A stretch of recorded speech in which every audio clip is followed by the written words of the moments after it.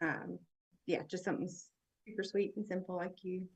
On the edinno Spotlight Series, our live stream edition. Our goal is always to bring you content that sheds light on the EdTech founder journey. And with the Spotlight Series, we want to do that by highlighting service providers in the area that are here to help you along the way. And with our new live stream edition, we get a chance to sort of see what that looks like in the real world when a service provider can support an early stage EdTech founder. To help us do that today, we are joined by Mark Loveland, Senior Research Associate at WestEd, and Tatum Moser, CEO and co-founder of Mindly Games. Thank you both for being here today, for trying something new with us, and just letting us be here for the experience of your mentor-learner dynamic as you work to create a robust logic model for your company. Big thanks to our viewers, whether you're joining live or watching the recording. We are always interested in hearing your thoughts, your questions, especially any learnings from the session today. So be sure to like, comment below, subscribe so that you can be notified of our live streams in the future. All right, so I'm going to turn it over to you guys now. If you could just kick us off with a brief introduction of who you are and why you're here. I'm going to step into the role of attendee now, and I'm excited to learn from your conversation today. Thank you both. Sure. Thanks, Sarah. Tatum, do you want to go first, and then I'll jump into our activity once I'm done? That's great. My name is Tatum Moser. I am one of the co-founders of Mindly Games. We create education games, specifically math, for kids, and we were thrilled to get this invitation because we care a lot about efficacy and making sure that our product is effective for our users. So thank you again for this invitation. I'm really excited to be here.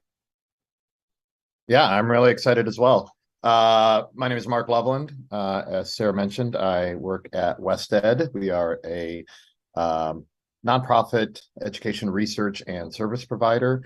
And the activity that we're going to walk through today is something that we have done with hundreds of other companies in various stages of growth and development. So, we're really sort of the lessons learned from working with all of these other companies. And if you have any questions afterward, feel free to let Sarah know, and I can try to answer them as best we can.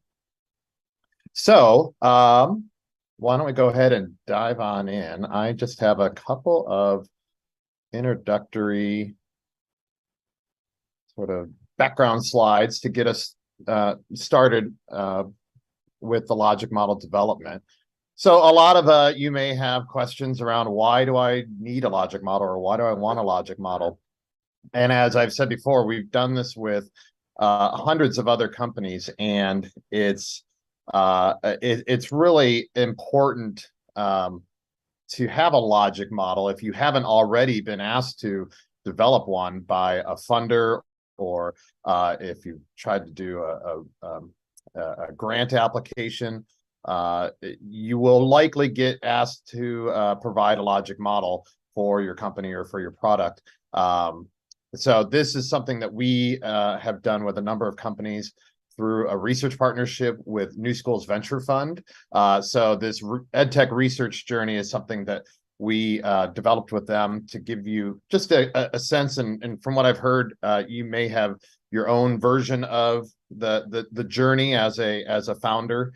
But what the logic model really does is it provides a roadmap for you as a developer, whether you're looking to do research to understand, as Tatum was saying, what is the efficacy of your product? What is, what are the impacts that you can really measure? What is the evidence that you can gather around what your product is doing and how it's being used?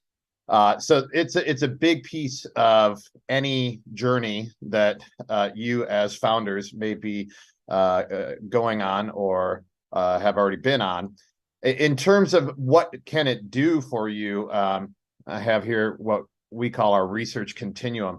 As a developer with your product or your services, you really want to be thinking about, again, how do we know what our product is doing? How do we know what the services that we're providing, what impact they have?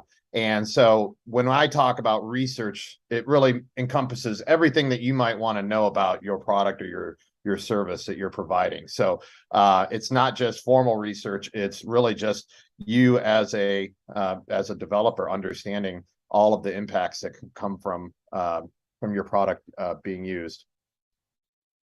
So another good reason to have a logic model is it's required in many cases.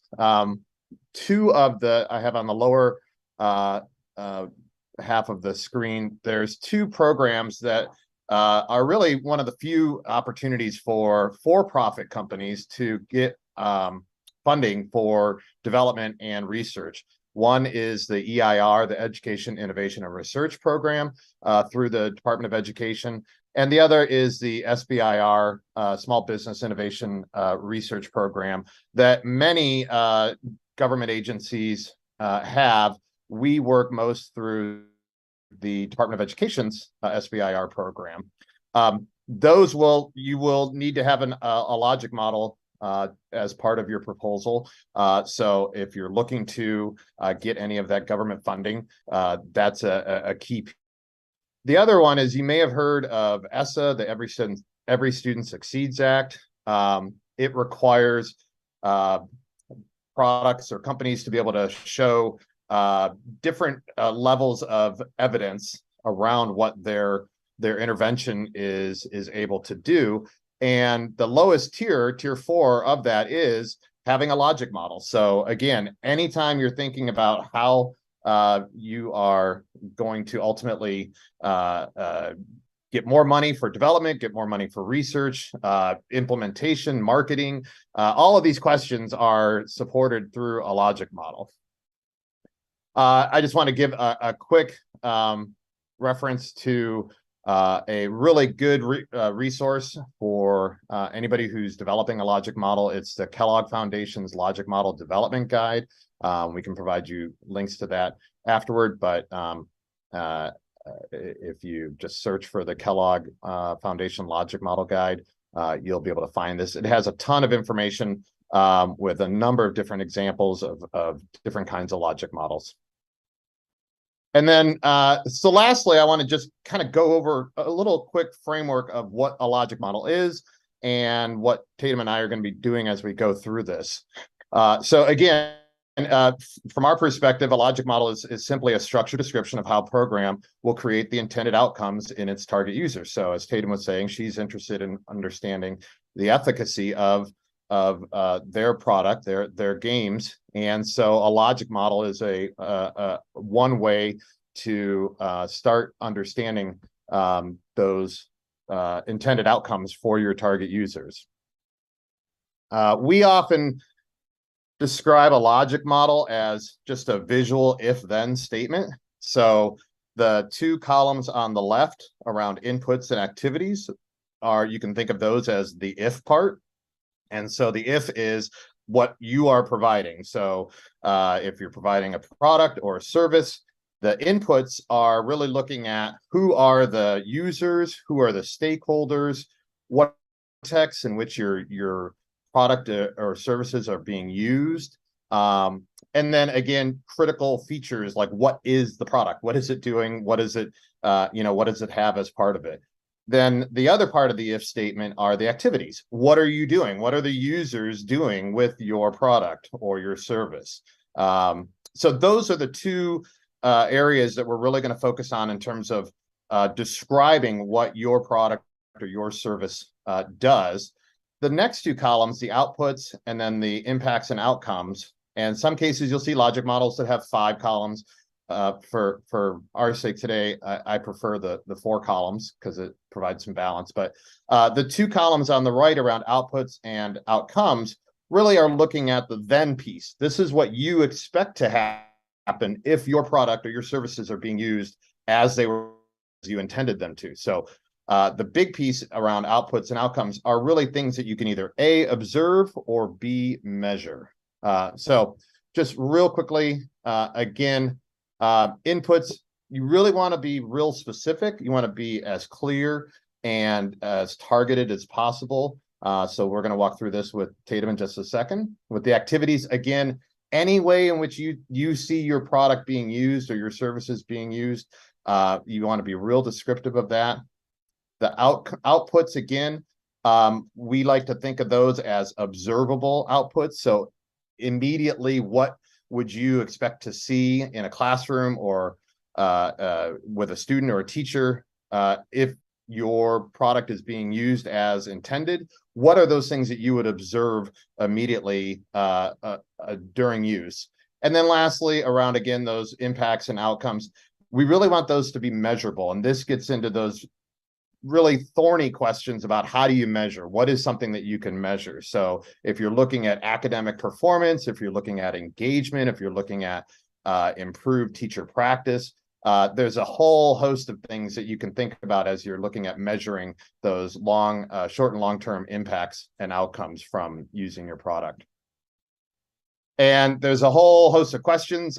We sent Tatum these questions, so we're going to use that information to go through and start building her logic model. And again, it's just all kinds of questions around who are the users, where is it being used, what is the ideal situation, what even things, what are technical requirements, what ages, what grades, what are the activities, really what sort of structures or infrastructure needs to already be in place, both technical and as we're going to get into, what are the other pieces of the environment in which the product is going to be used.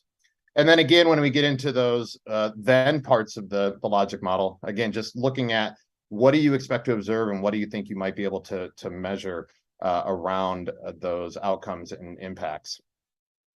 So again, I have a number of examples here of just different ways you can think about it. Again, looking at your users, looking at the features, looking at the specific activities, and then again, thinking about outputs and outcomes. What are the things that you really expect to see? So it really requires you to know your product well and hopefully know your users well so that you're really thinking about what are the right questions that you want to be asking. All right, so with all that in mind, why don't we jump in? So I've got here for Tatum, this was the logic model template that we use at WestEd with all of our companies and developers that we work with. And so I just wanted Tatum to talk a little bit about the first two columns. And so these questions in the inputs really focus on three areas. Who are the users? Who are the stakeholders that are maybe on the sidelines of whatever it is you're doing? Those could be district administrators, they could be teachers. The stakeholders are a little bit different. They're sort of user adjacent. So thinking about who the users are, and then where the users are going to be using your product, and then again, those critical features of the product. So Tatum, why don't you, if you can maybe talk about this first one, and then we can just build from there.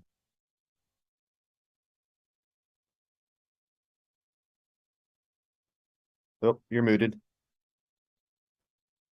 Being able to hear me would be helpful. So we have our users broken into three categories.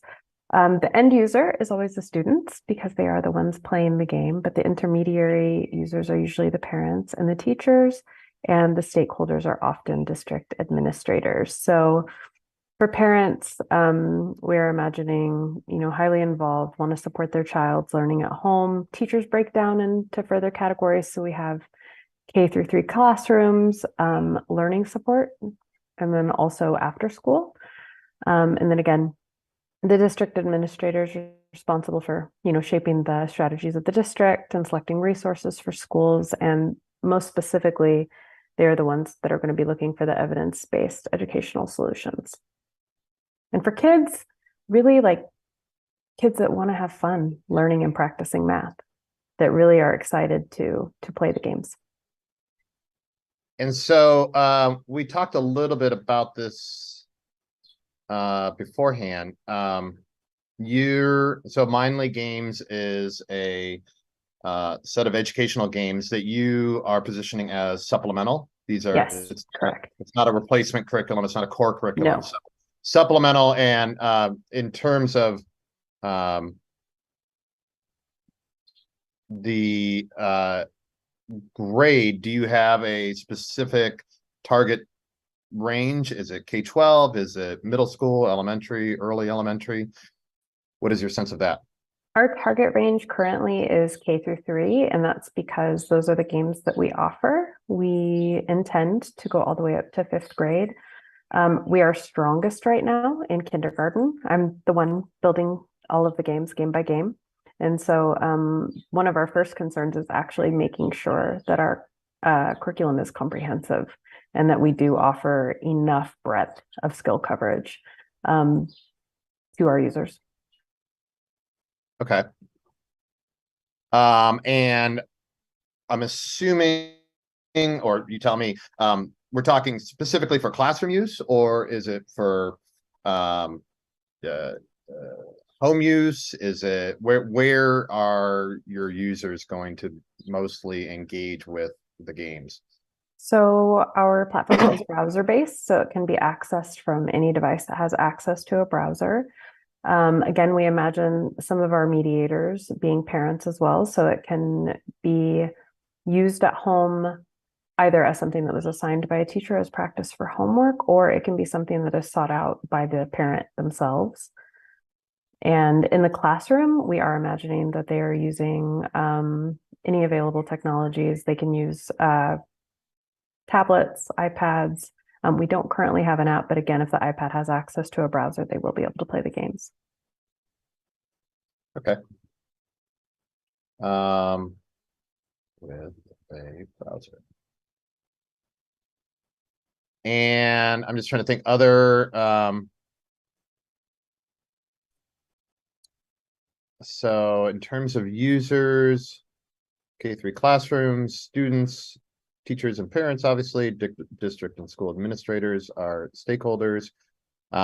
Anything else? Oh, I know what I was going to ask you. So you, if this is intended to be a supplemental resource, is there anything about the core curriculum that you require or that you see as sort of a foundational piece for using your games? We do believe that teacher instruction needs to happen first. So we definitely put a stake in the ground on that front. We believe that teachers are incredibly important and that they are the best at delivering instruction. So we don't aim to replace that. So they would need to receive instruction first, and then we believe the platform would be used for practice and mastery after that.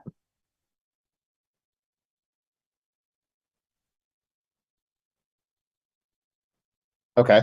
And I didn't have on here, but you are, for today's discussion, at least, you're focusing on the math games, correct? Correct, yes. That's actually all we have at the moment. Okay. and we're not finished with those. We got a long way to go. So I'll just put K-3 math classrooms. Perfect. Okay. And again, all of this sounds like it may be, real nitpicky, but these are really important questions. Mm-hmm. Again, when you're thinking about research and who you need to focus on when you're looking at whether it's initial formative research around usability and feasibility, all the way down the line when you get into larger scale research, when you're thinking about what the intervention is, what it is that you're actually testing. You want to really focus in. We do this all the time, focusing on the right users, so that we know that any outcomes or results that we're looking at are associated with the product, not the variability in the users. So being really focused and targeted is important. And then, so in terms of the games themselves, how would you describe them? Like in terms of length, a number, are students using them individually? How would you describe the games themselves? So they are meant to be used individually. Right now, we offer 3 types of games. The first are your basic quiz games. Those have and user testing worked really well for inclusion in teacher instruction. They're great, to use as a whole group lesson and have children be able to use the interactive game as kind of a check for understanding before they're released for individual work. The next that we have is race games. We developed those with fluency in mind so that the students would be able to practice with more or less a hidden timer element so that they are able to develop fluency without the stress of an actual timer being present. And third, these are our really fun challenge games. They're a little bit wacky and silly, and they're kind of like a click all the correct answers that you can. But they are so fast paced that they really get kids into the quick responses and trying to get as many correct answers as they can for each question. So those are the three types that we offer right now. Other critical features of the product, I would say something that we're not there yet with is just comprehensive coverage of skills. That's really what we're trying to build towards. Our testing up to this point has really been around UX and playability, making sure that the games are easily understood by the kids, that they understand the silly stories. We actually use a rubric that was devised by one of our advisors, Elliot Hedman, and we really try very hard to develop against this rubric so that we have all of the different elements that will help kids stay as engaged as possible with quick learning experiences and quick practice. And when we talked before about this being part of teacher instruction, is it embedded in the instruction? So do you see a teacher doing some instruction and then going to the games and having students do some practice, as you said, or some activities with them and then going back to instruction? Or is it more like a teacher would do a whole class instruction, and then the students would have time later towards the end to follow up with the games? Or is there not one? The teacher in question here so far during the testing has actually been me, which has been really fun. I actually substitute, and it's a perfect opportunity to do a little bit of testing sometimes. But we are imagining that the kids will follow up in something similar to Center's individual with their Chromebooks. The quiz games, again, they don't have to be used by the teacher. I just found that as a possible use. When I was doing my own testing and being in the classroom, I was like, oh my gosh, this is perfect. I have a game for this. Like I can sit down with the kids and they can practice identifying 2D shapes. So that was kind of how I uncovered that possible use case. And this can be really, everyday classroom. It's not necessarily like once a week or, as homework. It's really meant for classroom embedded practice and reinforcement. Honestly, I feel like that's flexible. I think these games could be used very flexibly as in the classroom reinforcement or as homework. They would be super easy to assign. And so that actually brings up one of the kind of cautionary sort of lessons learned that we have that we've seen with a lot of companies. We know that a lot of companies want to be as flexible as possible. They want to have a product that could be used as as widely as possible, and that has a lot of benefits early on. But as you get further along in this research journey of understanding how your product is being used, it is important to start narrowing down where you think the best outcomes are going to come from. So definitely. Okay, that makes sense. Thinking about ideal situations. So, and along that research I was talking about, usability and feasibility are those very early on things like you were talking about already, looking at usability and making sure that those work in any environment that you think your product might be used in. So really looking and thinking creatively, what are all the different ways that this product is going to be used? What are all the different types of devices, platforms, ways in which teachers might incorporate it? And so again, being open and flexible early on is important to address and ask those questions around usability and feasibility. But as you start to get further along in that that journey, you do want to start thinking about what are the ideal use cases? What are the ways in which we know this, or that we think this will, support learning or promote learning the best? And so, because again, when you start to get into those broader, if you want to say more rigorous research study types, you're going to have to be able to tell the participants what is the intervention. They're going to want to know, how should I be using it? How should I be integrating it into my classroom, into my instruction? Is it homework?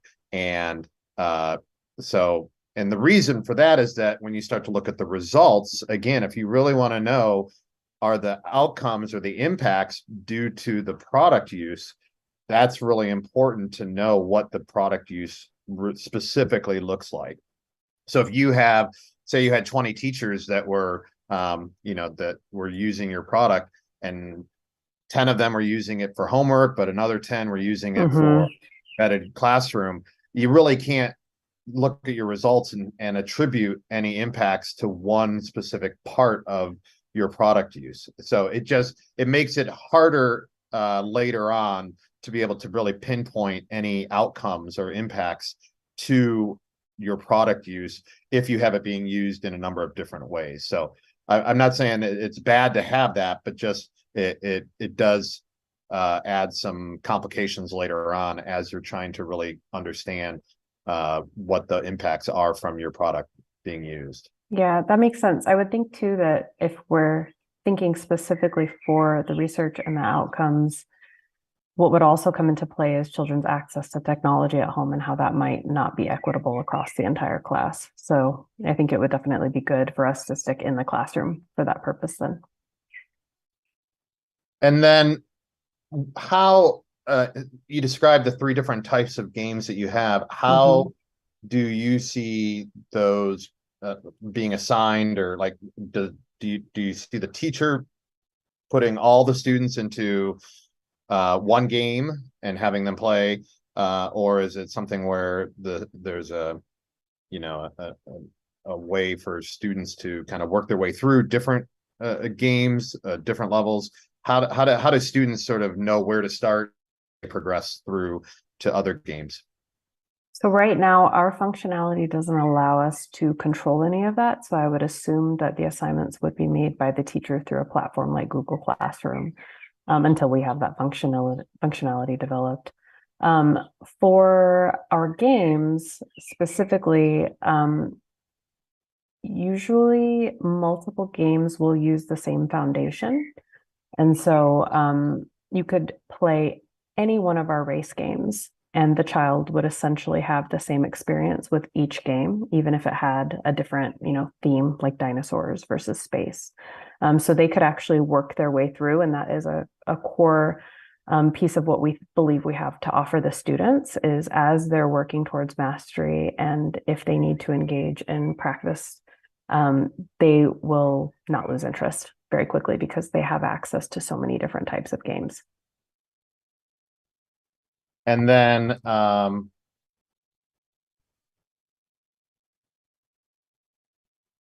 just say multiple. And then you might notice I'm kind of moving back and forth across there, because there is some overlap, but there is this continuity from left to right across the logic model. So I may go back and forth a little bit. So another question that I would have then is for both the teacher and the student, and this is going to start to get into some of the outputs, but what are the I'm assuming that the games, they don't get a grade. Do they get a score? Do they get feedback? What's sort of the two-way output for the game itself? Like, what do the students see coming back to them, and what, if anything, do the teachers see coming back to them about what the students are doing? So right now we only have 2 games that give scores at the end in terms of the number of correct answers that were clicked. We're working to integrate that functionality into the remaining games, but currently we don't have any reporting features that are available for teachers. So For the earliest versions of testing, we were imagining focusing on a specific set of skills, where we would give a pre and a post test after the kids interacted with the games for a certain amount of time and number of minutes per week. Okay. And so this is when we talk about the logic model, having sort of a roadmap for a number of different things.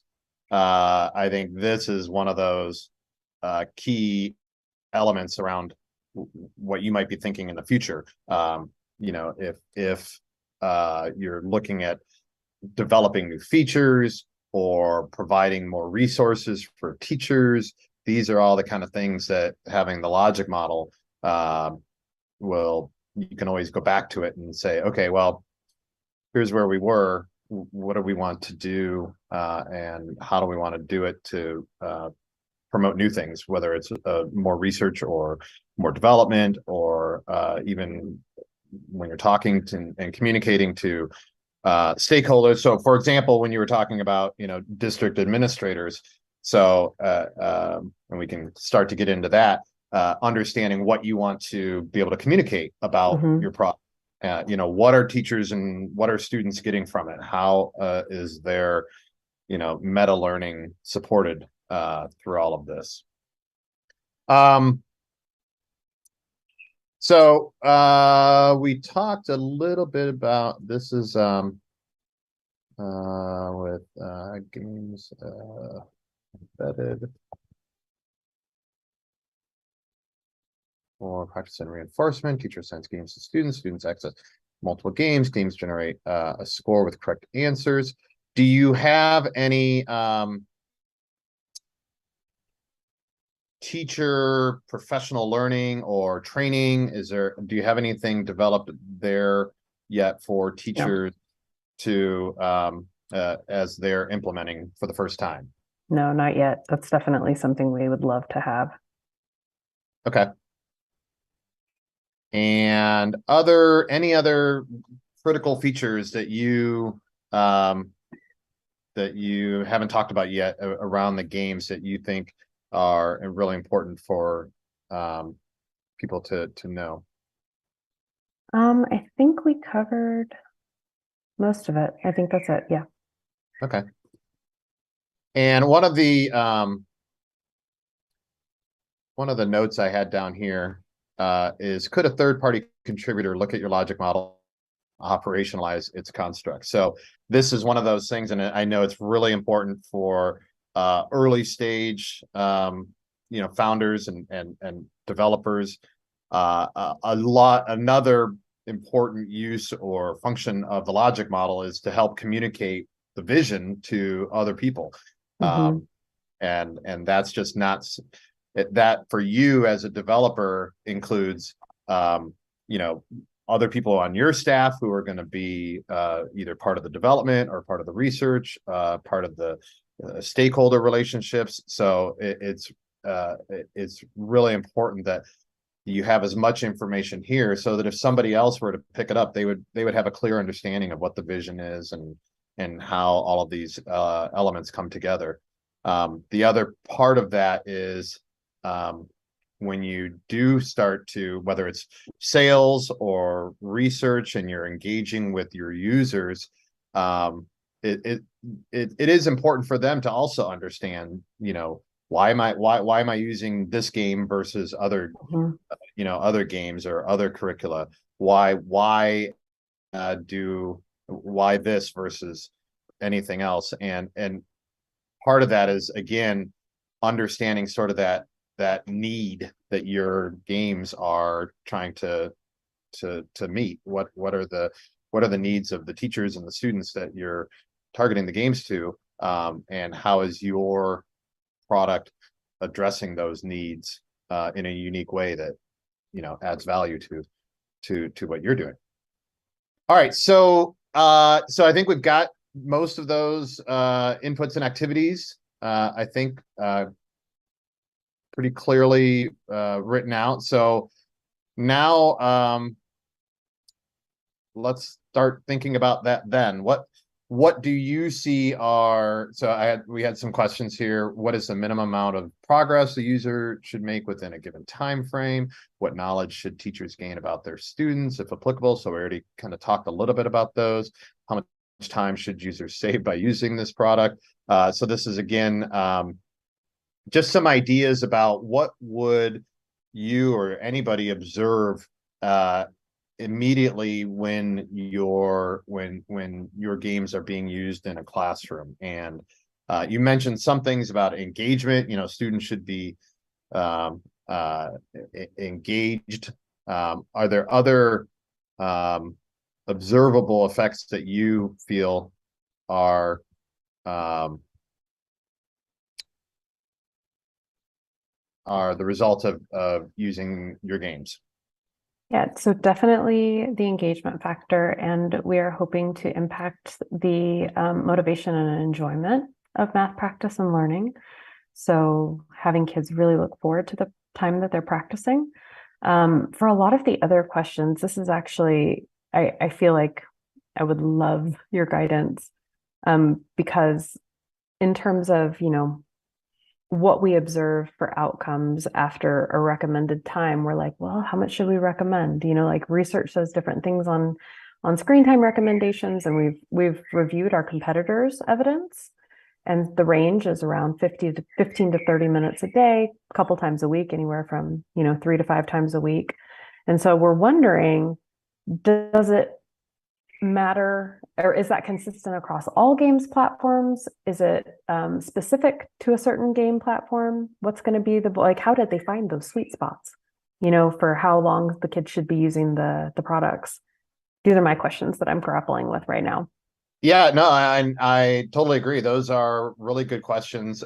We do a lot around dosage and finding that sweet spot, and really understanding, and that's why I was probing earlier around even just, is it something that you expect teachers, as if we go through this instructional, then playing mode, and then do teachers have, and I know that this is not really something structured for you yet, but do you encourage teachers to have a classroom discussion with their students after they're playing the games? Do you anticipate that this will generate questions that the students might have? So a lot of that is it plays into that question around where is that sweet spot. So is it just 10 minutes of playing the games, or is it 10 minutes of playing the games plus 10 minutes of discussion where you can help the teacher get a better understanding? If you're talking about this in terms of classroom instruction and pedagogy, are these only for reinforcement and practicing, or are they also part of kind of formative assessment, so a teacher could kind of understand where their students are, and how would they understand students are? So those are all moving parts of how the games could be used. And so asking those questions and doing some of that testing, obviously play testing is a really helpful piece of this. So giving it to teachers, giving it to students, and letting them use it and observing how it's being used is really informative to you as a developer in terms of trying to understand that sweet spot. And also, again, probing with teachers. So whether it's through focus groups or surveys or interviews, and asking them what are their needs, and really understanding, if teachers are saying, I just don't know if my kids are getting it. I don't know when the light bulb is going off. So if these games are, a potential check for understanding, like you were describing earlier, how does the teacher know if the student is getting it? How does the student know if they're getting it? So these are all questions that you can do through play testing, through focus groups and teacher interviews. So there's no right answer. I don't know if that's what you're No, looking I for. have a follow-up actually. Yeah, so just if you were thinking of applying to something, say for instance, like SBIR, if my dream for this is that we are able to meet the needs of formative assessment, because I just feel like that would be incredible if teachers could assign games and then immediately see, where their kids stand. I was a kindergarten teacher, and so one of the biggest pain points that I faced in my own teaching, and that I have verified still exists for kindergarten teachers now, is the burden of one-on-one assessments and having to, you have a classroom of 20 to 25 students and oftentimes no teacher assistant. And you also have to administer these one-on-one assessments. So my dream for the platform is that it would be able to facilitate that and ease that burden. They would be able to assign certain games for skills that they need to report on, and they would be able to immediately see where the kids stand. And as you spoke of before, as far as discussion, as we're designing our reporting platform, we're envisioning that the teachers can actually use it as a discussion tool with not only stakeholders, but the kids themselves. So nothing that I've used or seen on the market really is child friendly in its reporting. And so we're imagining something where the teacher could go, look at how you've grown, and the kids would be able to gauge their own growth. But that brings up something with like, those are our far off goals, right? So our near term goals would be like, how do we, what are our first steps that we take for something like SBIR in lieu of the fact that we don't have these reporting features yet? So I think that's it's a combination of both technical development, but also resources and, supplemental resources and that you can provide. So having a implementation guide for your teachers that even if it's not built into the games themselves or built into any kind of platform where teachers would be, monitoring how their students are doing in any individual or specific game, but having building out an implementation guide for teachers with recommended steps for implementation, prompts for discussion, ways for teachers to engage with students either while they're playing the games or following the games, so that they can again get some of that information. And it doesn't necessarily need to be the generation of a score or an assessment value for any particular game, but even just in terms of like the sort of metacognitive awareness that a student might have, even if it's just saying to if a teacher is saying to the classroom after they've played a game, if they can say, raise your hand if you feel like you understand the concepts that we just talked about after playing the game. And if half the students raise their hand, then the teacher can take that information and do something with it. So it's always good to have some kind of indication of how the students feel that they're doing, so that the teacher can then adjust their instruction, whether they're doing follow-up or reinforcement. So I think even if you don't have built in, hardwired into the game platform, any kind of reporting or score reporting, having practices that the teacher can do to inquire about where their students are so that they can take that information and adjust appropriately, I think is really important. And I've had, I just came off of a phase 1 SBIR program with a game that was a board game that for the SBIR, they were turning it into an online game. And so they didn't even have any product when they applied for the phase 1 SBIR. They just had a physical hard, board game. And so a big chunk of the phase 1 development was thinking about these questions that you've been asking. What are the ways that the game can report out what the student has either learned or done, or what the teacher might want to know about what the student has done in terms of playing that game.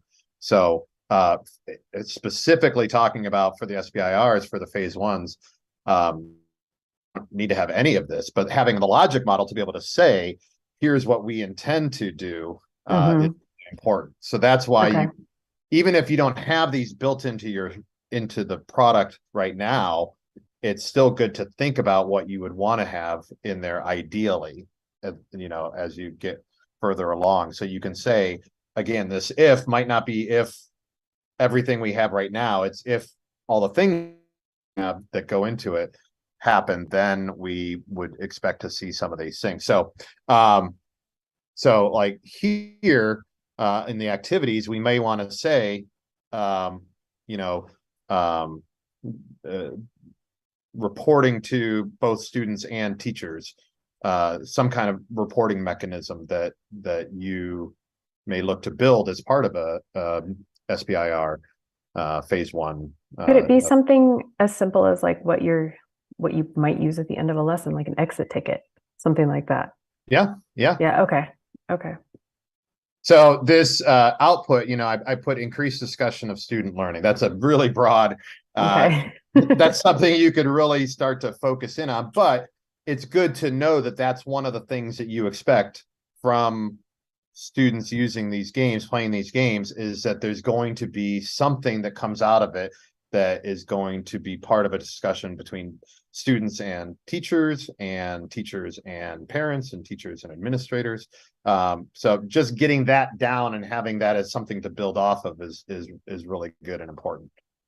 Amazing.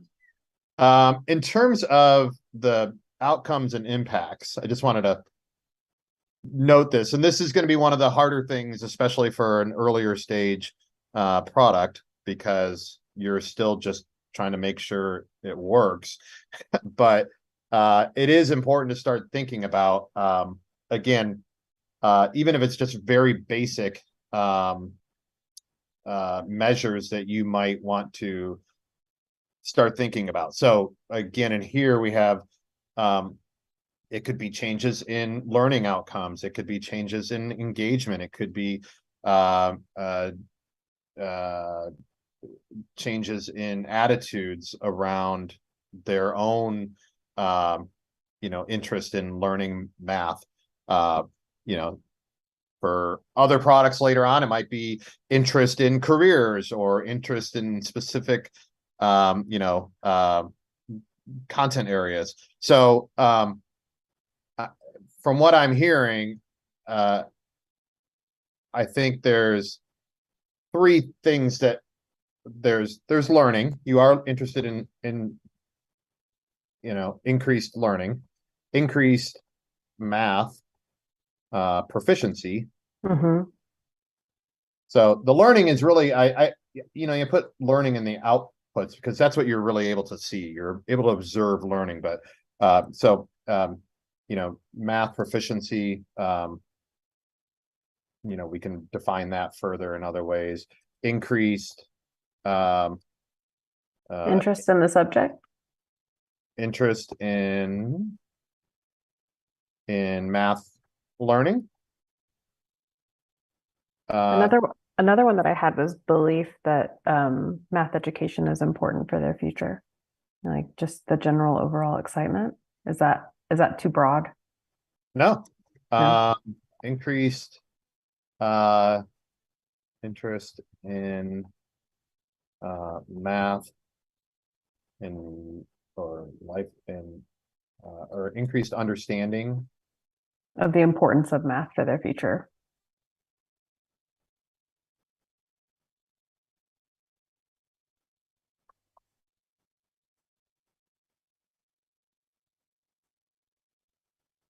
Okay. Oh, I had one more for the academic performance. I don't know if this would work or not, but if the child is practicing and they're gaining proficiency, and maybe if that would cause an increase in the completion rates for their assignments, they're able to actually finish to completion.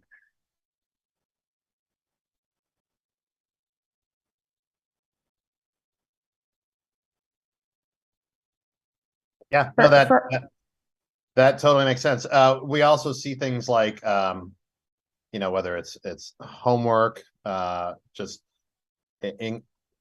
so all of that falls under that engagement piece. And do the students see the value of what it is that they're doing as part of their broader overall sort of learning experience? Another one that we look at in a lot of different products like yours is self-efficacy. Like, do students feel that they know more and are better equipped to do the things that they're being asked to do? So that's another thing you may think about. Okay. Again, these are all things that as you're talking later on, that you can really start to narrow in, because then the next question is what assessments would be well aligned. So it's great to want to be able to detect if and measure all of these things, but ultimately you have to find an assessment or an instrument that will help you measure these kinds of things. So but all of these seem feasible and reasonable to me. So we've got about 10 minutes left. So I wanted to talk a little bit about how you might be able to, or how you anticipate using a logic model. Implementation for me. Yes, please. So I'm gonna just put this over here. Kind of, this is still a TBD. So where are you in terms of like implementation or design or development? Would you say you're still early in the design phase? Are you looking to do some early testing, some pilot testing? Are you looking to do more development? Or are you doing all of that at once? All of it at once. And I would say we're still really early. We're really early in development. I mean, we just launched in January. And I'm building games. It's just me, like building the actual question sets. We have the designers of the games that are building the templates, but as far as attributing them to the different subjects and the different question sets, I'm building those question sets as soon as I can. And the biggest thing that I was wondering is like, what level of comprehensive coverage do I need to have? So right now, I tried to build out what I could imagine, being just like an initial pilot. And so I focused on building games for like third grade multiplication and division, because I was like, I could imagine, that's such a big thing in third grade. It was for my daughter anyways. I never actually taught third grade, but I could imagine giving students more or less a pretest, and then they're practicing with our math fluency games, specifically for division or multiplication, for like, say 5 to 6 weeks, a couple of minutes a day, 3 days a week. And then they would take a post test after that. I don't know if that's just like so far off the mark in terms of being able to show any initial, and it's mostly feedback for us, right? Like, are these games going to do anything for kids? Is this the right number of questions that they should have per game? Are they able to withhold or withstand, just the practice over time? Do they start to get burned out on the different games? These are all the questions that we still have to answer. So yeah, we're doing everything at once right now. So the researcher in me would say, don't worry about the impacts yet. Okay. Make sure that you have a product that is usable Okay. and feasible for use in classrooms. And so make sure that you are doing and again, it's a lot of times you go into it thinking, well, I know how it's used, because in your mind, you developed it with a specific use case in mind. And so, but that's why it's really important to put it out there, let students play with it, let teachers use it in their classrooms, let teachers play with it at home, because there's going to be a lot that you will learn from having teachers just use it versus the intended users with students. Mhm. So, and I say all that because, again, doing something like a pre and post test, it's so variable. If you have, Mhm. and I don't want to label teachers as good or bad, but for the sake of this discussion, you have teachers who do a lot of really good things in their classrooms around the games. They do the check-in, they do these all of these practices around their students playing the games as part of their instruction. And then you might have another set of teachers who just assign it for homework at the end of the day. And so really being able to narrow down your intended use so that you get more information when you do start to get into those pre and post kind of situations. You really understand why you're those learning gains or changes in attitude. And then you also will start to get a better sense of those questions that you were asking earlier around what is that sweet spot for use, so that you can really flesh out the if part of the logic model. So again, if you're talking about if you think if it's a daily use, or if it's once a week, or if it's for 10 minutes or a half an hour, none of those questions are going to be answered in a way if you're focused entirely on the impacts from a pre-post assessment. You really want to get that into either whether it's play testing or in a classroom or some one-on-one usability sessions. There's a lot to be learned if you're just sitting with a student and they're playing the games, and Absolutely. after two games, if they're like, I'm bored, then that tells you something, versus if they play two games and they're just like, wait, I want more, I want more, I want more. So there's so much you can learn from this formative research around usability and feasibility that I think is really important to understand before you get into what are the impacts of learning. Because again, once you get some of that data around, a pre-post assessment, you really want to be able to understand what are any gains attributable to, Okay. because that's what a funder is going to really want to know and understand. Do you understand that? Can I ask a clarifying question? Because it sounds like in terms of getting them in front of you, like we have them in front of users right now, and I'm almost wondering if we should I think I've been directing the conversations a little bit too much, almost like what you said in terms of an implementation guide.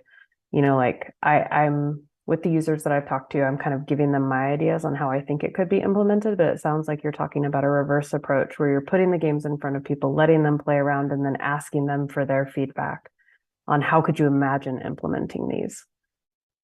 Yes, Okay. and we do that a lot. There's a lot of think aloud protocols.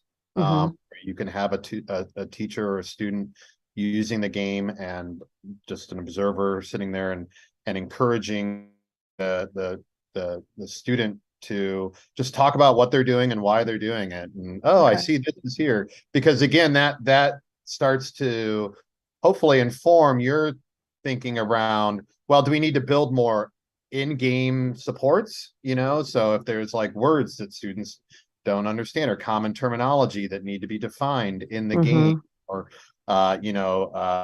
ports where these are some of the things that we've done before. Do you need to build in an avatar who's going to come in and help guide the student through the game, or online on-screen instructions? All of those Mm-hmm. elements that you can identify if the student is walking through and saying, I'm not really sure what I'm supposed to click here. I'm not really sure what I'm supposed to do with this. So Okay. really doing that. And then again, in a classroom situation, if you have teachers using it, then you have a whole host of other things that you're able to observe, like, are students raising their hand and asking for questions, or are they just sitting there kind of not sure what to do? Where are those opportunities for teachers to engage? All of those questions, I think, are really important to go through before you even get to the idea of what's the impact Okay. for this. Awesome. Thank you so much. This has been so amazingly helpful. Yeah, no, this is like I said, I've done this with other developers, and we've spent an entire year going through implementation because they're like, oh, my favorite one was a company, a one woman company, and she was sending out her product to classrooms. And I said to her, my question was, how are you going to know if your product is being used the way you intended it to be used? Mhm. What are you going to do when people start sending it back with complaints? And she was so focused on implementation and getting it out there. Mhm. She hadn't really thought about, what does she do after implementation? How does she know if the product is being used right?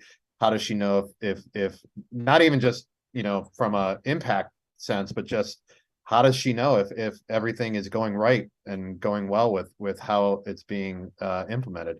And so just all of those questions were things she hadn't even really thought about. So those were all the things about the output section. So if you're doing follow-up interviews with teachers, or if you're doing classroom observations, or if you're doing these think aloud one-on-one usability sessions, these are all the questions that you want to ask, or the observations that you want to make around, how do I know if this is being used the way we intended it to be used? Because again, it can tell you what problems you need to potentially fix, or what additional resources, either built into the game or built into the platform, or as supplemental resources for the teacher or for the student, that you can provide without having to, hardwire them into the game. So Yeah. all I of have to these say a questions, serious thank you for that, because I think I was getting ready to go down that exact same road. So thank you for saving me. no. So, all right, Sarah. Amazing conversation, you guys. And Tatum, just like you just learned from that experience of the founder that Mark just shared about, we're hoping that our audience can learn the same kinds of things from this session today. So thank you both for being here and just letting us be a fly on the wall for that. That was amazing. Just like many of our community members, we're a startup too, so we really want feedback from our viewers on this session. We'll be sharing a highlight reel of your conversation soon in the next week or so, just to pull out some of those great nuggets that you guys shared in the last hour. So thank you both again. To our viewers, don't forget to like, subscribe, comment, share, all those things. Sharing is caring. And we will see you guys next time. Thank you both again so much. Thanks again for the invite. I really appreciated it. Thanks, everybody. Bye. Bye.